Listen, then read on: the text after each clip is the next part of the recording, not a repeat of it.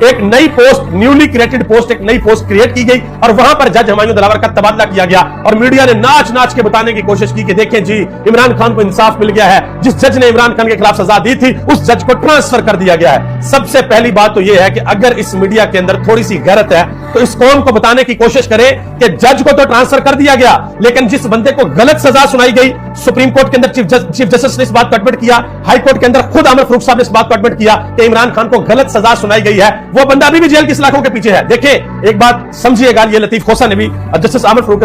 کے سامنے یہ بات کی تھی کہ یہ زندگی اللہ کا دیا ہوا ایک تحفہ ہے۔ ایک بندے کے ہاتھ میں یہ اختیار کس طریقے سے آ جاتا ہے کہ وہ غلط سزا سنا کر ایک بندے کو قید کر دے، اس کو زندان کے پیچھے ڈال دے۔ کیا انسان یہاں پر خدا بن گئے ہیں؟ اور کل لطیف کھوسہ نے یہ بھی کہا ہے کہ یہ جو کر رہے ہیں ان کو کرنے دے، ہم نے بڑے خداؤں کو بہتے ہوئے دیکھا ہے جو زمین کے اوپر خدا بننے کی کوشش کرتے ہیں۔ آگے آجے ایک اور بڑی اہم خبر ہے، وہ خبر یہ ہے کہ پاکستان پیپلز پارٹی کی جو کور کمیٹی ہے، سینٹرل کور کمیٹی، ان کا اجلاس